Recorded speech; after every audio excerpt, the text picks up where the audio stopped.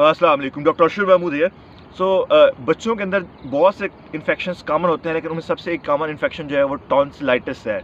Tonsil हम इस video के अंदर देखेंगे कि टॉन्सिल्स होते क्या हैं, टॉन्सिलाइटिस क्या है, और जो एक इंपॉर्टेंट क्वेश्चन वालिदैन का होता है कि डॉक्टर साहब हमारे बच्चे को बार बार क्यों टॉन्सिलाइटिस हो रहा है, क्यों ये मसला हो रहा है।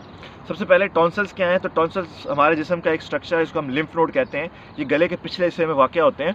ये बेसिकली एक फ़िल्टर का काम करते हैं, जो हमारा मुंह और जो नाक से जो भी चीज़ जाती है उसको कैप्चर करते हैं। उसके अंदर जो भी जरासीम या बैक्टीरिया होगा उसको पकड़ेंगे, उसको आइडेंटिफाई करेंगे और उसके अगेंस्ट एंटीबॉडीज़ बनाते हैं। तो बेसिकली हमारे जिस्म का एक गार्ड समझ लें, जो मुंह और नाक के रस्ते से जो भी चीज़ जाएगी उसको फ़िल्टर करते हैं।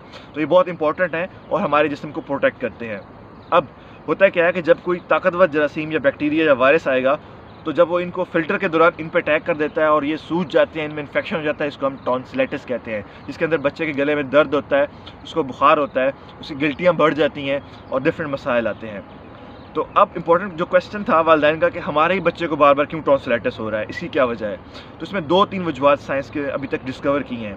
एक तो उसमें जेनेटिक इफेक्ट है, मौरूसियत का एलिमेंट है कि कुछ जो है फैमिलीज़ के अंदर ये बीमारी रन करती है। आपने देखा होगा कि कुछ बच्चों को एक ही ख़ानदान में, एक ही माँ बाप के 2-3 बच्चों को टॉन्सिलाइटिस हुआ होता है। तो बेसिकली जेनेटिक कंपोनेंट इसका है कि जेनेटिक जीन्स के मसाइल की वजह से जो है वो टॉन्सिलाइटिस का मसला फैमिली में रन करता है और बच्चों को, एक ही ख़ानदान के बच्चों को, 2-3 बच्चों को ये इफ़ेक्ट कर रहा होता है। दूसरा इंपॉर्टेंट है कि इसमें जो इम्यून सिस्टम हमारा है, हमारा क़ुव्वत मुदाफ़ियत का निज़ाम है, उसके रद्द-ए-अमल में चेंजेस जो हैं वो भी टॉन्सिलाइटिस करती हैं।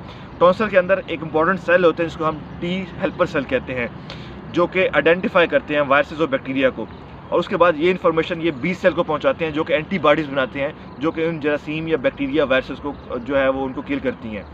तो जो बच्चों के अंदर रिकरेंट टॉन्सिलाइटिस होता है, उनके अंदर देखा गया है कि जो टी हेल्पर सेल होते हैं, जो कि आइडेंटिफाई करते हैं इन बैक्टीरिया और वायरसेस को, उनकी तादाद बहुत ज़्यादा होती है और बी सेल की तादाद बहुत कम होती है। और टी सेल बी सेल को हेल्प करने की बजाय उनको भी डिस्ट्रॉय करते हैं, जिसकी वजह से ये मसला बार बार होता है। तो इंपॉर्टेंट ये है कि टॉन्सिलाइटिस में आप डॉक्टर को ज़रूर बच्चे को चेक करवाएं, क्योंकि अगर प्रॉपर इलाज ना हो टॉन्सिलाइटिस का तो हो सकता है उसके अंदर जो है बच्चों को बाद में जाके कार्डियक डिजीज़ भी डेवलप हो सकती हैं।